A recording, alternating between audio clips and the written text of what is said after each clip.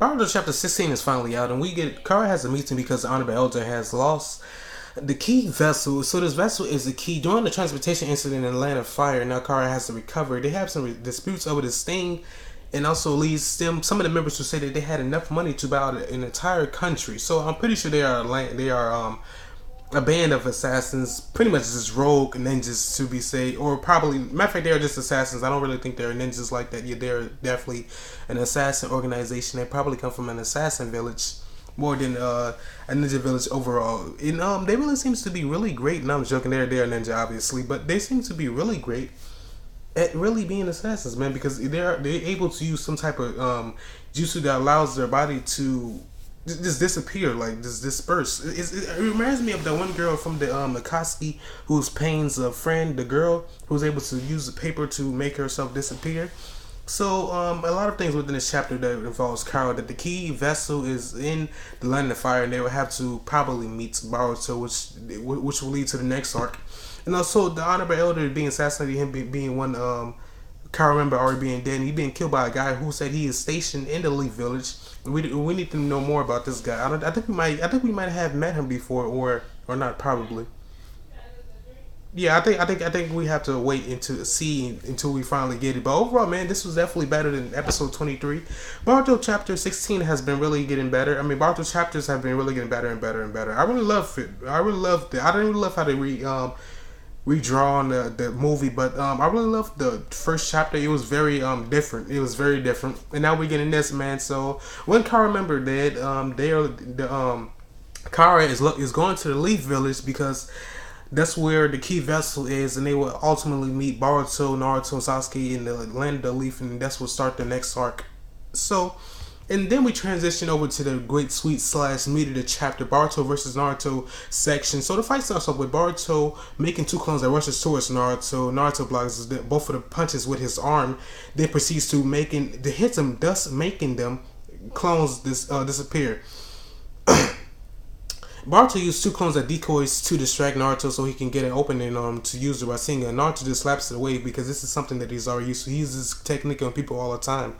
Boruto uses water style jutsu against Naruto. Naruto countered with stone style jutsu, creating a wall that he punches and leaves his hand inside of, giving him the best opportunity to get behind Boruto and kick him down and ultimately win the battle overall. And also, it's really great to see this overall. To seeing two Shadow Clones users overall just fight it out, and it really tells you something different. And also how the choreography of the fight really happened too was definitely phenomenal overall. And the whole chapter was definitely well structured. I don't know.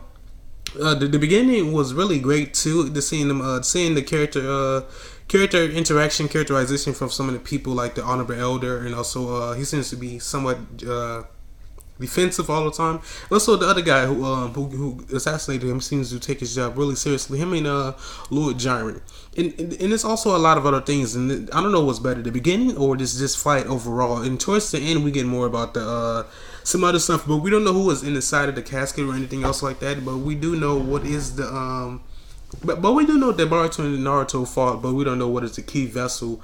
So but I'm really shifting between the two. Like, what was better, the Boruto versus Naruto fight, or the key vessel that we have to look forward to and during this arc that's coming up, and what will happen ultimately. Matter of fact, the arc already started, but I'm talking about like the later on in the arc.